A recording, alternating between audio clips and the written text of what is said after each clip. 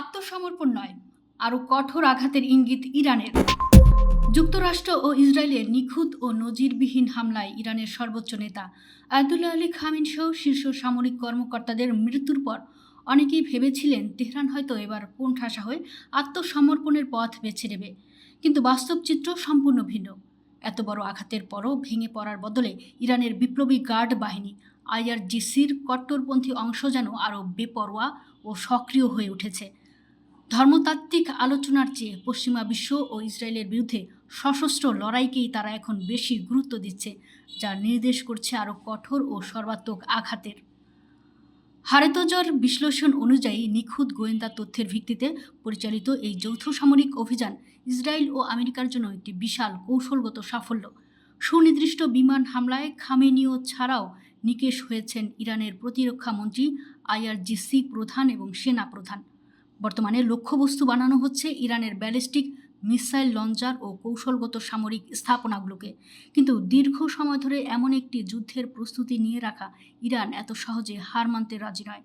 পূর্ব নির্ধারিত ছক অনুযায়ী তারা মধ্যপ্রাচ্যে অবস্থিত মার্কিন ঘাঁটি, উপসাগরীয় দেশ এবং খোদ ইসরায়েলের অভ্যন্তরে ড্রোন ও মিসাইলের বৃষ্টি চালিয়ে যাচ্ছে। ইসরায়েলের ভেতরেও ইরানের এই পাল্টা হামলার মারাত্মক প্রভাব অনুভূত হচ্ছে। গত কয়েকদিনে মিসাইল হামলায় বেশ কিছু প্রাণহানির ঘটনা ঘটেছে এবং লাখো ইসরায়েলকে বাধ্য হয়ে দীর্ঘ সময় কাটাতে হচ্ছে মাটির নিচে বোম্ব শেল্টারে। সামরিক বিশ্লেষকদের মতে এবারের ইরানি হামলার মূল লক্ষ্যই হল ইসরায়েলি বেসামরিক জনপদে চরম আতঙ্ক ও মানসিক চাপ সৃষ্টি করা। অন্যদিকে আকাশপথে ইসরায়েল ও যুক্তরাষ্ট্র এখন একচ্ছ আধিপত্য বিস্তার করেছে। প্রায় 2000-এর বেশি আকাশপথের অস্ত্র ব্যবহার করে ইসরায়েলি যুদ্ধ বিমানগুলো এখন আর দূর থেকে নয়, বরং সরাসরি তেহরানের আকাশে উড়ে গিয়ে বোমা ফেলছে।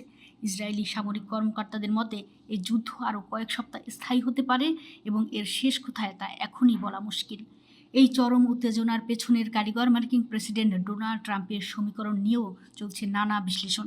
ট্রাম্প মূলত প্রচণ্ড সামরিক চাপ প্রয়োগ করে ইরানকে একটি নতুন কূটনৈতিক চুক্তিতে বাধ্য করতে চেয়েছিলেন, কিন্তু তেহরানের অনমনীয় অবস্থান এবং গোয়েন্দা নজরদারির তোয়াক্কা না করে শীর্ষ নেতাদের সশরীরে বৈঠকের জেদেই শেষ পর্যন্ত তাদের মৃত্যুর কারণ হয়ে দাঁড়ায়।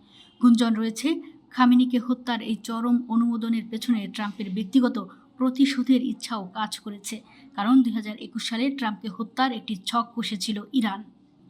খামেনির 35 বছরের দাপুটের শাসনের অবসান ইসরায়েলের জন্য বড় স্বস্তির হলেও যুদ্ধের এই চূড়ান্ত পর্যায়ে জয় উদযাপন করাটা বোকামি হতে পারে, কারণ সাময়িকভাবে আলী লারিজনির নেতৃত্বে একটি সরকার কাঠামো কাজ শুরু করলেও মূল ক্ষমতা এখন আইআরজিসির কট্টরপন্থীদের হাতেই।